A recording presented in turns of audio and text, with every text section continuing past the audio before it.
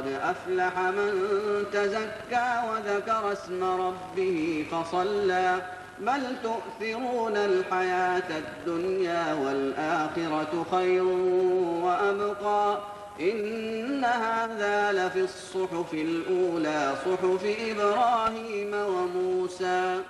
بسم الله الرحمن الرحيم. الحمد لله والصلاة والسلام على سيدنا مولانا رسول الله وعلى آله وصحبه أجمعين. اللهم افتح علينا حكمتك وانشر علينا رحمتك وعلمنا من لدنك علما ينفعنا في الدين والدنيا يا كريم. اللهم لا تحرمنا خير ما عندك بشر ما عندنا. Inshallah ta'ala, we continue to read the poem of Al-Imām Zainuddīn Makhdūm rahimahullah ta'ala, Hidāyat al-Adhkiyā, and we finished explaining the introduction and a few important points to understand before going into the poem. And then we started to take the advices of the author rahimahullah ta'ala. So the first advice he gave us was a tawbah, was to go back to Allah ta'ala, to run back to Allah ta'ala, to repent to Allah subhanahu wa ta'ala. And we spoke about tawbah, what tawbah means, how to make tawbah to Allah subhanahu wa ta'ala. What do you make tawbah from? Okay, once understanding that and being a person that's always doing tawbah, always repenting, always going back to Allah subhanahu wa ta'ala, the second advice is al-qana'a, contentment, to be content with what you have. So you repent to Allah ta'ala and you're also happy with what Allah ta'ala gives you. Alhamdulillah. That's it. You're content with what He gives you. You are always going back and apologizing and asking for forgiveness for your mistakes. You are now a person who is starting to get what it means to be a slave of Allah subhanahu wa ta'ala. Once you're content, the third advice was zuhd. Was zuhd, to be disattached from the dunya in your heart, for your heart not to be attached. So you're happy with what you have, but you're also not looking forward to having what you don't have, looking at what other people have. But you're actually, your heart is actually full of other things now. It's no longer just relying and waiting for the chance that Allah Ta'ala gives you what they have and then to be content and happy with that. No, you're not even seeking that anymore. It's not in your heart. Okay, that's zuhd. So we said it's one level higher than al-qana'a. And after you have these basic things, these basic concepts will, subhanallah, they will help you, save you from the majority of the illnesses of your heart, of the heart. Okay, so you won't fall into hasad anymore. You won't have envy for people. You won't fall into thinking bad about people. You'll be busy with yourself. You won't fall into so many mistakes that people have. Most books of Tassawuf, they list these mistakes one by one. Okay, so the illnesses of the heart, one by one. Yalla, hasad, su'u dhan, al-qunut min rahmatillah ta'ala, all the things you could fall into. Okay, and then the good actions of the heart, and you have to learn how to do them one by one. And we spoke a little bit about this in the classes of Tassawuf, and inshallah in future classes we'll talk more about this. Imam Zainuddin here, he's giving you advices. These advices, he's not going to go through all the details of Tassawuf, but the main keys, the main key things that will protect you, will help you not fall into these things, he's listing them now. So once you have this, then you can start to do physical actions. What's the first thing? The first thing you do is you have the basic knowledge, ilm, of what you need to know. So you start knowing how to pray to Allah subhanahu wa ta'ala. Your prayer will be effective now, khalas. Your heart's clean from the main illnesses. Your prayer will be effective if you pray to Allah subhanahu wa ta'ala. You start to learn how to pray, how to fast, how to do this, how to do that. The basic belief in aqeedah in Allah subhanahu wa ta'ala. The basic knowledge of tasawwuf, yes, the basic suluk advice that we talk about this in detail. Once you've learned what you need to know, you do the compulsory things, you stay away from haram things, and then what? And then you fill the rest of your time with sunnah, with recommended actions, with practices of the Prophet sallallahu alaihi wasallam. Yes, and we said that a Sufi is someone who follows the Prophet sallallahu alaihi wasallam. Subhanallah, we're talking about the Tariqah, yes, about following the Prophet sallallahu alaihi wasallam being the most important thing in tasawwuf. Yes, filling your time with the sunnah of the Prophet sallallahu alaihi wasallam. He is our role model sallallahu alaihi wasallam. And we spoke about the importance of prioritizing the sunnah of the Prophet sallallahu alaihi wasallam. The sunnah of the Prophet sallallahu alaihi wasallam, whether it is in sayings, in actions, or even in ahwal, in the state that he was, trying to mimic that state that he was in, sallallahu alaihi wasallam. And then we mentioned the ahadith and the, that Allah Ta'ala, if you follow the sunnah of Prophet, what He will give you, subhanahu wa ta'ala, how He will change your state just by following, by doing the nawafil, by following the Prophet, Allah Ta'ala will change your state. Yes, He will be your eyes, He will be your ears, He will be your hands, as it was in the Hadith al-Qudsi, meaning that He subhanahu wa ta'ala, He'll take care of things for you. Yes, He will give you the basics in life that have left your heart and you're no longer attached to anymore. And he gave advice that things like Riyadh al-Salihin and other books of hadith are a priority. We said that Sufis in their Zawaya and stuff, we're still building a maktaba here, but they always have books in hadith all the time. Yes? All the time. Sahih Bukhari is read. Riyadh al-Salihin is read. Books in Sirah are read. All these things are to increase our awareness of the Sunnah of the Prophet sallallahu alaihi wasallam. طيب. Alhamdulillah, we covered all of these things in the other classes that we mentioned. Now, Imam Zainuddīn rahimahullah ta'ala, he's going back to certain actions of the heart. Okay, these actions of the heart he's going to mention now. He's going to mention 2 actions of the heart that are very effective once you don't have the dunya on your heart anymore, and once you start to get into the busy schedule of life. Once you start to get involved in this dunya and you're trying to do the right thing, there's 2 pieces of advice that he's going to advise us to stick to save us and to preserve us and to aid us in our journey towards Allah subhanahu wa ta'ala. The first one will be at-Tawwakkul. What's tawakkul mean? To trust Allah subhanahu wa ta'ala. And the second one will be al-Ikhlas, to be sincere. These 2 pieces of advice are very important if you want to continue, if you don't want to run short or lose energy. Okay? So if you want to be consistent, you don't want to burn out, you need to have, the first thing you need to have is tawakkul. You need to have full trust and tawakkul in Allah subhanahu wa ta'ala. The Sufis, in their books, in their poems, they always talk about leaving your affairs to Allah subhanahu wa ta'ala, letting Allah ta'ala deal with things for you, not being overwhelmed and focused and anxious about what's going to happen tomorrow. Okay? Having that full trust in Allah subhanahu wa ta'ala. If you're really a slave of Allah ta'ala, you mean that you live the life of a slave of Allah ta'ala, you have to also trust your master. If you don't trust Allah ta'ala, you're living a life where trust is 50-50, you're a fake slave. You're not a proper slave of Allah subhanahu wa ta'ala. So tawakkul is the next advice. He says, وَتَوَكَّلًا مُجَرِّدًا فِي رِزْقِكَ. نعم. بسم الله الرحمن الرحيم الحمد لله رب العالمين والصلاة والسلام على سيدنا رسول الله وعلى آله وصحبه أجمعين. اللهم اغفر لشيخنا ولمشايخه ولوالديه وللحاضرين وللمسلمين أجمعين آمين. قال الناظم رحمه الله ونفعنا به وبعلومه وبكم وبعلومكم في الدارين. وتوكلا متجردا في رزقك ثقة بوعد الرب أكرم مفضلا. أما المعيل فلا يجوز قعوده عن مكسب لعياله متوكلا. لا تبذلا للناس عرضك طامعا في مالهم أو جاههم متذللا.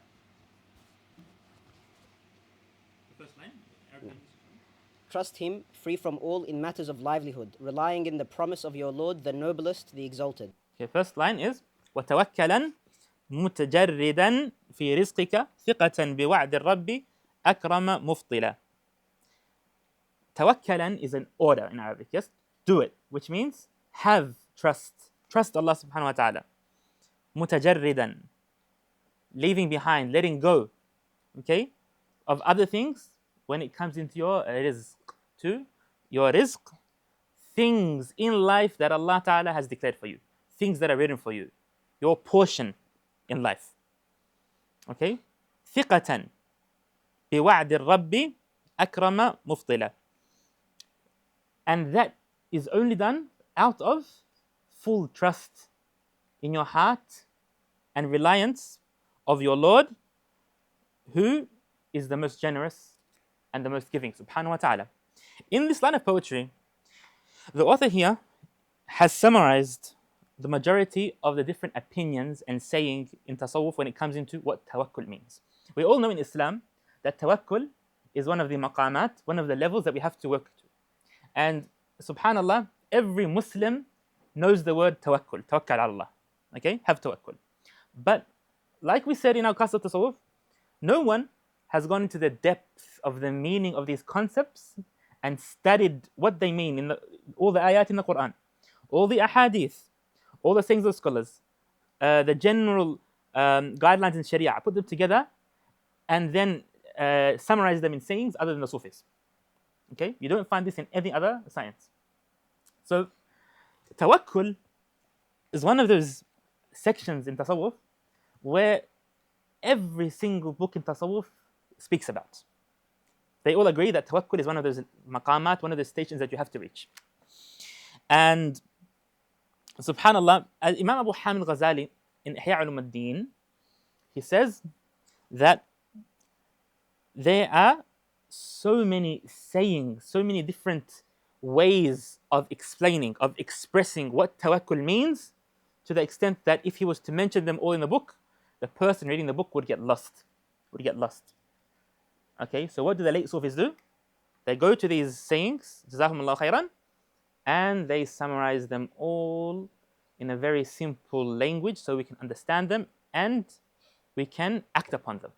That's why Imam Ghazali Ihya Ulumuddin, he did a huge gift, he did a huge service to the Ummah by summarizing these things that were spread in different books of Tasawwuf. Okay? So, subhanallah,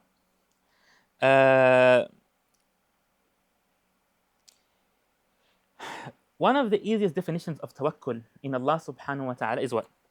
Is the reliance of the heart on its Lord. So your heart relies on Allah subhanahu wa ta'ala. Some Sufis say that tawakkul is the heart trusting its creator. A person trusting the creator of their heart. A person relying on Allah subhanahu wa ta'ala. Things like that. What does that mean? That means that you don't seek comfort. You don't seek, any form of, clarity from other sources other than Allah subhanahu wa ta'ala when it comes into worrying about your future. Okay? So if you have a job and you might lose it tomorrow. Okay? Or you need money and something very important is happening, you don't have the money for it. Okay? Tawakkul is all about you not going crazy over that thing, not obsessing over it, not trying to now start to look for plan B, C, and D, just to feel safe, even though it's not in your hands. Okay? Tawakkul has nothing to do with not taking the physical means to do things. Yes? That's why the scholars in Tasawwuf, all of them say that tawakkul has nothing to do with what? With not following the steps and the means that Allah Ta'ala has created in this dunya. A Sufi is someone who takes the means that Allah Ta'ala created because he is one of the creation of Allah Ta'ala and he follows the nizam, he follows the way that Allah Ta'ala organizes creation. But the difference really is only seen in the state of the heart between a Sufi and someone else. A Sufi is someone whose heart is attached to Allah subhanahu wa ta'ala. He doesn't worry about other than what Allah Ta'ala gives him. Okay? So you're always calm, you're always trusting what Allah Ta'ala has for you, and you might get a bit worried and scared, you might get a bit shocked, you might go through difficult situations, and Allah Ta'ala puts you in that situation to teach you something. But the general state of yours is that you trust Allah subhanahu wa ta'ala, that you're not, you don't feel like you're alone out there. You don't feel like, you're going through a difficult time in your life now. Khalas, I'm going to give up my religion. I'm going to leave Allah subhanahu wa ta'ala. I'm going to go bad. I'm going to go do something haram or abuse or go into drugs or something. Just because what? Because I don't feel safe in my life anymore. Allah Ta'ala didn't give me, the means to feel safe and comfortable. I'm going to go crazy now. I'm going to take it out. That is a lack of tawakkul in Allah subhanahu wa ta'ala, yes? But feeling a little bit of pressure in your life, going through ups and downs is fine. You have to go through that to be a proper Sufi. You have to taste the difficulty of this life to learn certain realities of this life that you wouldn't know if you didn't go through it. But your heart has to always be closer and closer to Allah subhanahu wa ta'ala to the extent that you don't worry about other things. You know that your rizq is in the hands of Allah Ta'ala. You know that Allah Ta'ala could give you things if He wanted to.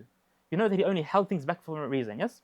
All of those things that we speak about, and we spoke about the hikam many times, these are all, different examples of having tawakkul in Allah subhanahu wa ta'ala. Naam. Subhanallah, Sultan al-Arifin. Who is Sultan al-Arifin? Many people in history are called Sultan al-Arifin. And usually it's very specific to certain awliya, certain ulama. In the early times, Sultan al-Arifin was known as Abu Yazid al-Bustami rahimahullah ta'ala. Okay? Subhanallah, Abu Yazid al-Bustami rahimahullah ta'ala radiyallahu anh, he was asked, and he didn't have a proper job. As we know, in this day and age, a Muslim should have a job because the way the world is organized is different than it used to be organized 1,000 years ago. But back in that time, if you had the basic means of life, you could work day by day and earn what you need for that day to feed your family and go back to worshiping Allah subhanahu wa ta'ala. Okay? So some people would be in a situation where they didn't need to work under someone, and other people would need to. Abu Yazid al-Bustami had a very high state of tawakkul, that he wasn't too focused on his rizq, but his rizq was come to him. So people always find that, subhanAllah, his affairs are always dealt with. Allah Ta'ala always fixes things for him. So they asked him, what's your source of income? Min ayna ta'kul? Where do you eat from, Abu Yazid? Where do you eat from? So what did he say? He says, he didn't want to answer that question, okay? Because if he said, I eat from, the farm of so-and-so, or from the plans of so-and-so, or from the help of so-and-so, he's going to be associating that all with one of the creation of Allah Ta'ala, and neglecting the main source, which is Allah subhanahu wa ta'ala. Allah Ta'ala, He is the one who put him in this situation and made these things come towards him. Now, so he says, Mawlaya yut'im al-kalb. He says, my Lord, my Master subhanahu wa ta'ala, He feeds dogs. Yeah? The dogs in the street, they all eat, they're always full. SubhanAllah. Wouldn't He feed Abu Yazid? What's the difference, He feeds the dogs and they're not scared of their rizq. I'm also not scared of my rizq. Nah. And he said, وَمَوْلَايَ يُطْعِمُ الْخَنْزِيرِ أَفَلَا يُطْعِمُ أَبُو يَزِيدِ. He said he feeds pigs and dogs and other things. All the animals they fed, subhanAllah, yes? And Sayyidina Rasulullah, subhanAllah, if you look about this, why the Sufis saying these dogs and pigs and stuff like that? The Prophet sallallahu alaihi wasallam, go back to, what did he say? لو أنكم تتوكلون على الله حق توكله رزقكم كما رزق الطير. Yes? In the hadith, the same thing, the same word. We always, in Al-Qasr Tasawwuf, we find a hadith, after we explain the whole concept in Tasawwuf, we find one hadith exactly saying the same words of the Sufis. Sayyidina Rasulullah sallallahu alaihi wasallam said, but it helps us to understand the hadith better, in depth, yes?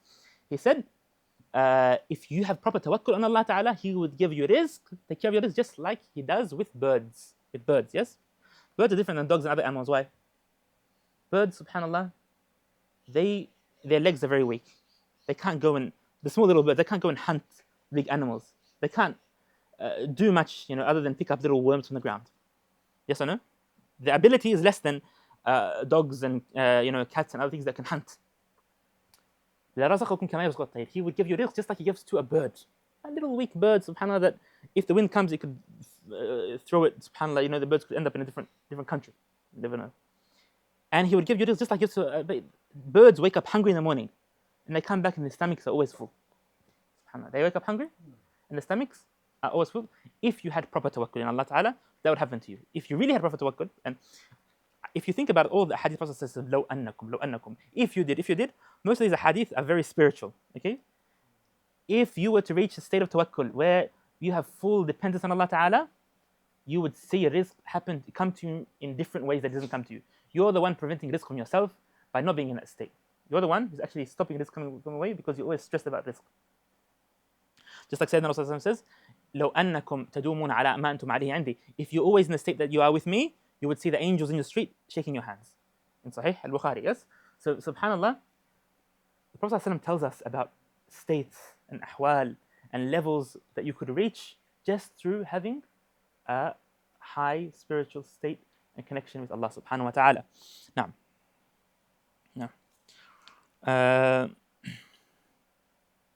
طيب.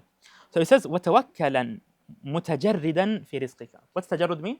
Tajarrud in Arabic is someone takes off their clothes. It's called tajarrud. They take everything off, okay?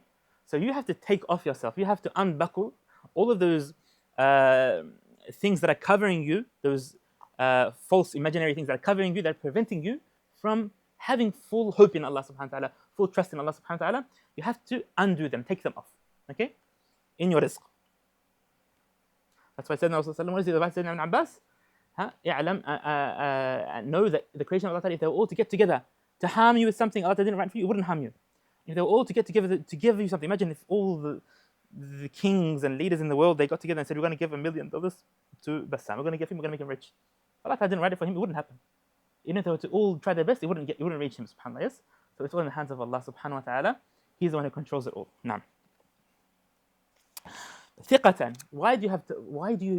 You don't just get rid of these fake layers that are covering you just for the sake of getting rid of them, but because only out of trust. It has to be done out of trust. It's not out of trust, not proper tawakkul. Yes? If you say, oh, I'm not going to work, I'm not going to do this, I'm not going to do that, I'm not going to do certain things, just to call yourself a mutawakkil, it's not proper tawakkul. Tawakkul is to have that proper hope in Allah Ta'ala, to actually believe that. بِوَعْدِ الرَّبِّ, have hope in the promise of Allah Ta'ala. What's the promise? Allah Ta'ala says in the Quran, وَمَن يَتَوَكَّلْ عَلَى اللَّهِ فَهُوَ حَسْبُهُ. Yes, if you summarize, even if you don't believe in the hadith I said about the Prophet ﷺ, if you're someone who has an issue with hadith, astaghfirullah, in the Quran, every Muslim, no matter what madhab they follow, every Muslim knows the Quran is clear cut from Allah Ta'ala. Allah Ta'ala says, وَمَن يَتَوَكَّلْ عَلَى اللَّهِ فَهُوَ حَسْبُهُ. Whoever has tawakkul on Allah Ta'ala, Allah Ta'ala is his hasb, is enough for him, is everything for him, takes care of everything for him. It's clear in the Quran, subhanAllah, yes. وَمَن يَتَوَكَّلْ عَلَى اللَّهِ فَهُوَ حَسْبُهُ إِنَّ اللَّهَ بَالِغُ أَمْرِهِ. Allah subhanahu wa ta'ala, subhanAllah, He can help you reach what you need. Allah Ta'ala will take care of you. نعم. نعم. أكرم مفضل. Allah Ta'ala is the most generous. And He can give you anything He wants, subhanahu wa ta'ala. نعم. Of course, rizq now isn't just money. But rizq is so many things. Basically, it's your nasib, it's your qisma, it is what has been written for you in life. Anything that comes your way in life is rizq. Knowledge and learning is rizq. Allah subhanahu wa ta'ala, okay? Brotherhood and suhbah and different even levels of tasawwuf is rizq. Okay? Subhanallah, stability in life, marriage, everything is rizq. Yes? Money is rizq. Family is rizq. Friends are rizq. Food is rizq. The food you eat every day. You know, sometimes you want to cook something, and subhanallah, you just can't do it. There's a plan to make certain food, and it doesn't work. It gets burnt. Something happens to it. It's not your rizq to have that, subhanallah. Okay? Sometimes you have this certain amount of money, and subhanallah, you want to spend it on something, and it goes in something crazy. It was a rizq. It was meant to go to someone else. It was a rizq that's sent to them, subhanallah. Allah is using it as a means to get rid of it, subhanallah. That wasn't for you.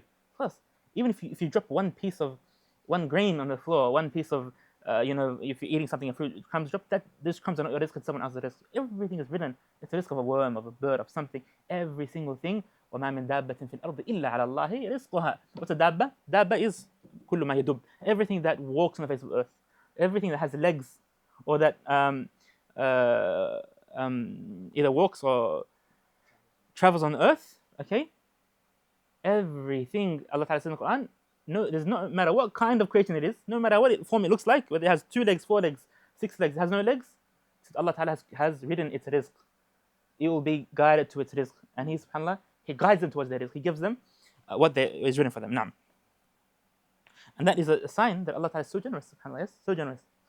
But it's only Bani Adam, the strength of Adam, who we get ourselves into trouble. Yes? We start to go against our fitrah, against what we're supposed to be created for, and start to worry and think everything's in our hands, and see our lives to be something that we are in control of, and we start to forget the basic concepts that the rest of the creation of Allah Ta'ala are living upon. No. Then he says, أَمَّا الْمُعِيلُ فَلَا يَجُوزُ قُعُودُهُ عَنْ مَكْسَبٍ لِعِيَالِهِ مُتَوَكِّلًا. Breadwinners, their sitting in trust in God is not permissible away from winning bread for their dependents. No. Okay. We explained this in the second hikmah of Sayyid ibn Ata'illah rahimahullah ta'ala. We don't want to go into too much detail. We said that the creation of Allah Ta'ala, now once everyone, whether you're a breadwinner or not, whether people are dependent on you or not, everyone has to have tawakkul. Okay? Tawakkul has nothing to do with what? With working or not. With doing things or not. Everyone has to have tawakkul. No Muslim is exempted from tawakkul. If you don't have tawakkul, it's a problem with your heart. You have to fix it. It's not like tawakkul for the people who are not able to work. People who are now, they've got nothing, and now I'll use tawakkul. But when I'm rich and I've got things going for me, I'm not going to have tawakkul, I'm going to be... That's wrong. You should have more tawakkul when you're rich than when you don't. When you don't have rizq, you don't know what it tastes like. You don't know what it feels like. But when you have it, subhanAllah, that's the real test now. Now Allah is going to test you. Are you going to really fall into the fitna of dunya or not? So tawakkul is for everyone. But then a lot of people start to mix things up. They're supposed to have tawakkul, but subhanAllah, people who are supposed to have tawakkul in some way, they start to do things that are not really tawakkul. Someone who's supposed to work to provide for the family out of tawakkul, and what happens? They decide to sit down at home and say, oh, I'm just waiting for my rizq to come to me. So he's going to talk about a concept that Sayyidina Ata'illah did an amazing job explaining in the second hikmah, the second wisdom of al-Hikmah al-Ata'iyya. He says that there's two realities out there. People, the creation of Allah, are one of two. Yes, a person who is a breadwinner. He says breadwinner. Yes, al-Mu'il. In al-Hikam, he says a person who is under the category of alam al-asbab, person who is placed by Allah Ta'ala, not by his own choice, by Allah Ta'ala in a situation where he's supposed to be doing things for people, supposed to be working, supposed to be taking physical means in this life for other people. Alam al-asbab. And then someone else might be placed in the opposite situation where there's no one dependent on him. The doors of work are even closed in his eyes. Only haram options are there. This person needs to let go of things and needs to go to the masjid, close the door, start to worship Allah subhanahu wa ta'ala. And it's a spectrum. You could be halfway between both, or you could be in some days one, some days the other. But basically, like Sayyidina Ata'illah says, if you are supposed to be in a state of asbab, you're a breadwinner, you're someone who other people are dependent on, you're ordered by Allah Ta'ala, by the Sharia, to provide, to work, to do, and you don't do. What does he say? What does Sayyidina Ata'illah do? Who knows the hikmah? Who remembers it?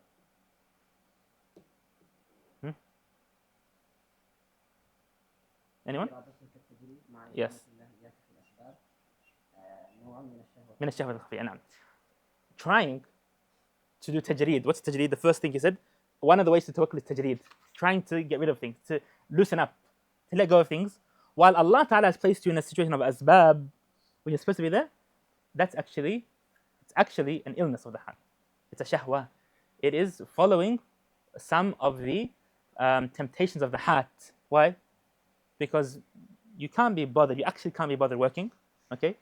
And you are, subhanAllah, telling yourself that you're a Sufi and you're mutawakkil and you're this and that, as if you're supposed to do that. Who's told you to do that? Did Allah Ta'ala tell you? Allah Ta'ala, He's the one who chooses for you to either do that or not. Yes? So doing that and choosing your own state and what you're supposed to do is actually a type of, of working for yourself, trying to fulfill your own needs. Is actually a type of shahwa. You are actually going against what Allah Ta'ala. You have to force yourself, get up in the morning, when you want to sleep in, when you don't want to work, and go and provide and work. All for a good cause. All for a good reason. And Allah Ta'ala wants you to do that. And the opposite, he says, وإرادة الأسباب مع إقامة الله تعالى لك في التجريد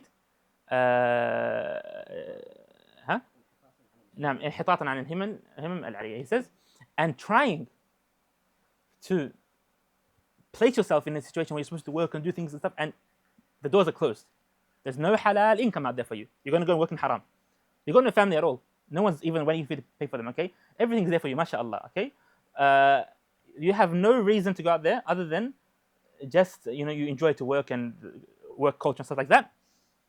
And there's no reason out there to work at all. And maybe it's even haram. Maybe the option's not even there for you. Okay? That is wasting your time. That's having a very low himmah, very low,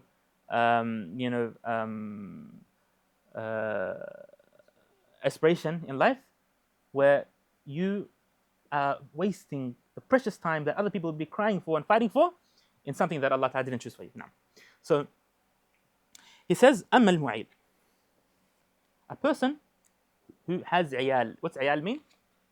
People who are living dependent on you. Yes? عيال are people who live off you. People who are waiting for you. People are sitting at home, kids, wife, other people. And if you weren't there, subhanAllah, they would be hungry. They wouldn't be eating, subhanAllah. Yeah? Their rizq comes to them through you. Allah Ta'ala, that's what He wants, subhanAllah. Yes? You are the means of their rizq to come to them, subhanAllah. Allah Ta'ala placed you in that situation. They might have other jobs to do. They might be in asbab, they might be in tajreed. But they're sitting at home, subhanAllah. Yes? Your kids, little babies, subhanAllah. They have nothing in this dunya. They don't even know who's going to come to you. If you let them starve, they'll starve to death.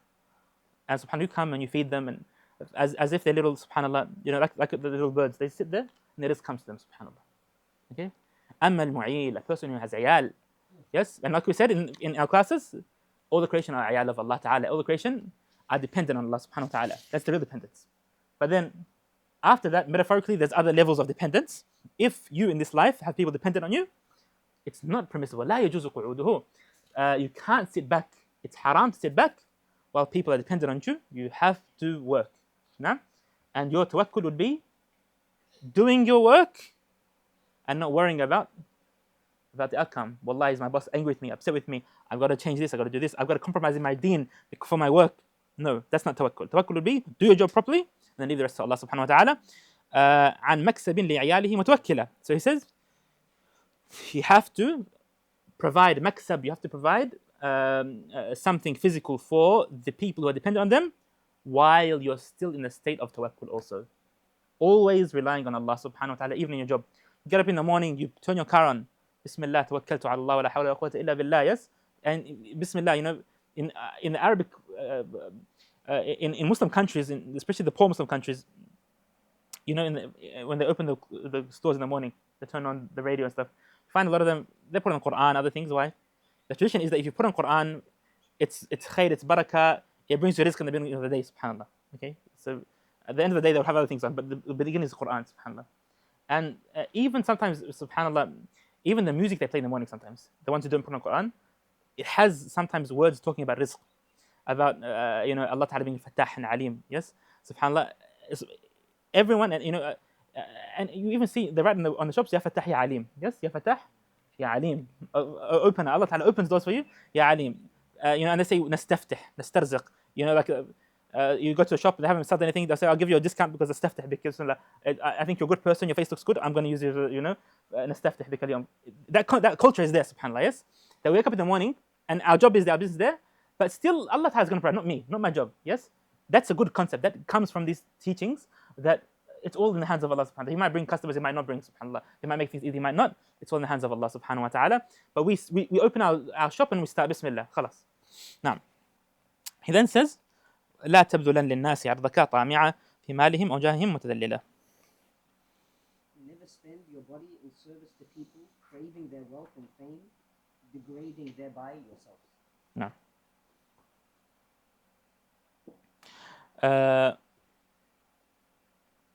Never. Can you read the Arabic again? قال رحمه الله لا تبذلن للناس عرضك طامعا في مالهم أو جاههم متذللا. Never spend your body in service to people, craving their wealth and fame, degrading thereby yourselves. Okay. So, if you follow the clear guidelines on what to do, what not to do, what to ask, what not to ask, how to work, you seek rizq from the proper doors. You don't go across the boundaries of Sharia in asking for rizq. Don't ever be a person who puts themselves down. Don't ever be a person who lets other people step over them. Don't ever be a person who puts their hand out in a way that we look down upon. We said asking for money and things can be permissible in certain situations. We explained that in the Hikam, if you remember the class, yes? Asking the money, we said the Sufiya have a whole section about as-su'al. But whatever you do, without looking into the details of this, it's never permissible of a slave of Allah Ta'ala to be humbled to other than Allah Subhanahu wa Ta'ala. Yes? You never bow down. You never humiliate yourself in front of other than Allah Subhanahu wa Ta'ala. Imam Ahmad, one of the advices he gave to his son, Abdullah, says, Ya Abdullah, your father, or Ya Salih, one of his sons, your father has never in his life, Allah Ta'ala has saved him from ever asking 1 dinar from anyone. Don't ever do it, my son. Don't go into it. Imam Ahmad didn't have much money, yes? He was a zahid. He was one of the most, simple imams, yes? But he said, in his whole life, he's been in Baghdad, up and down. And, subhanAllah, teaching hadith, he used to walk on his feet. He walked from Baghdad to Yemen. He walked to Mecca. He walked to other countries. Never have I ever asked one person for a penny in my life, and Allah Ta'ala has helped me. Don't ever do it, my son. Don't ever ask people for things. Allah Ta'ala will take care of you. Some people, they used to ask him, subhanAllah, it's culture. Allah, ask this person, get some money, get this. And if it's as for a loan that you will pay back, it's not an issue. But if you're just asking people, you're dependent on people, you feel like, these people are rich, mashallah, I'll just ask, you're humiliating yourself, yes? That's not something something that we should look forward to. That's not something we should live up to. We should try our best if we have the means. And asking can be done in certain situations. We said, if you have the means to do so, if you're strong, if you're young, you have to work. Especially for the brothers, you have to work. You have to get out there and you have to humiliate yourself in front of Allah Ta'ala. Yes? Oh Allah Ta'ala, I'm humiliating yourself to ask for your rizq, not for any other people. but not in front of your boss, not in front of that. You're not getting rizq from your boss. Yes, you're in front of Allah Ta'ala only. Saying, Ya Allah, this is all I own. Like Sayyidina Musa alayhi salam. Yes, when he was hot and sweaty and he was suffering on that day, he wanted Allah Ta'ala to give him something to drink, some food, something. And then the ladies came. Yes, the daughters of Shu'aib alayhi salam, they said, we need someone to help us get what other will. He helped them. And then he wanted to collapse. So he went under a tree. He said, Rabbi inni lama anzalta li min khayrin faqir. Yes, he started complaining to Allah subhanahu wa ta'ala. He said, Allah, I need any khayr you give me, anything. He didn't complain to the people. People were there. The tribe was there all with their sheep getting things out of the well. He didn't ask any of them. He asked Allah subhanahu wa ta'ala. فَجَاءَتْ إِحْدَاهُمَا. One of them came. She said, by the way, my dad's calling you. He's inviting you home. Sayyidina Musa went. Why? Not because he invited her, because Allah ta'ala bring it to him. He didn't ask for this rizq. It came to him. He didn't know what to expect. And the man says to him, he says, you know what? Work for me. Work under me. Rizq is from Allah Ta'ala, not from this man. He asked Allah Ta'ala, Allah Ta'ala gave someone to give him a job. Work for me for 7 years. If you want 8 years, and you'll get paid for these 8 years, take care of you. And then what? And then I want you to marry one of our daughters. SubhanAllah. Okay. And his life started from there. He went back to Egypt with a family. Now, Sayyidina Musa, what did he do? Did he work 7 or 8 years? Which one? Sayyidina Ibn Abbas was asked this question. He said, Ya Ibn Abbas, in the Quran, he says, work 7 or 8 years. It's up to you. Which one did he do? He said, Inna Nabiyallahi idha wa'ada awfa. He said, the Prophet always give the best. He worked for 8 years, an extra year, just from his own generosity. So he treats the person he's working under good with respect.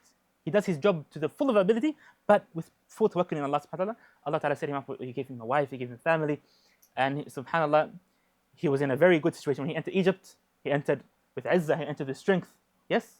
He wasn't scared from Fir'aun. He was able to stand in front of him and talk. He had that hal, that state from Allah subhanahu wa ta'ala. So never put yourself down in front of people, subhanAllah. Yes? Only in front of Allah ta'ala. Only be humble in front of Allah subhanahu wa ta'ala. Whether it's, he said, طَامِعًا فِي مَالِهِمْ. Why would you put yourself down? People put themselves down because they have hope in other people's money. They think that money is something they can get. It's their money. Now I want it to be my money. Allah ta'ala can give whatever he wants, yes? That person is not going to change your situation. That person can't even help himself. He might use the money today. أَوْ جَاهِهِمْ. Even worse than money is what? Is to look for their status, for fame. Yes? A lot of people, I see it in all workplaces, subhanAllah. Yes? You see someone who's really high. Someone who's an executive, someone who's connected with the government. People start to become so nice and soft and change.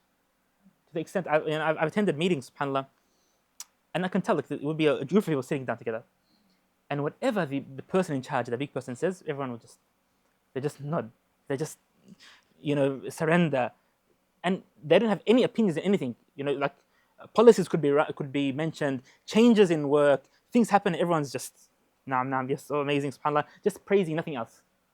People have that, subhanAllah, that dhillah, that they always break in front of people who they seem to have power, who they think have power.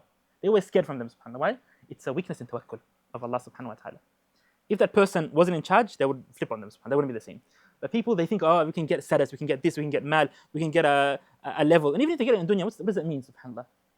SubhanAllah, after 56 years, you find that you wasted your life. It doesn't mean anything, subhanAllah. But when you have izzah, when you have, when your riches, your heart is full and is fulfilled with Allah Ta'ala, you receive, Sayyidina Ibn Ata'illah says, إِذَا عَرَبْتَ عِزًّا لَا يَفْنَى فَلَا تَسْتَعِنْ عَلَيْهِ بِعِزِّ مَنْ يَفْنَى. If you want izzah, if you want honor that never ends, don't ask it from someone whose honor ends. Ask it from one whose honor always take from Allah Ta'ala. You receive from Allah subhanahu wa ta'ala, yes? So your tawakkul is about breaking in front of Allah Ta'ala. Just like we said in Hikam, we always mention this, not in front of other than Allah Ta'ala. So, summary of this section is that we have full hope and trust in Allah subhanahu wa ta'ala. Then we act upon what we're supposed to do. If we're supposed to work, we work. If we don't have the means of working, then we spend the most of the time in ibadah and going closer to Allah subhanahu wa ta'ala in khidmah.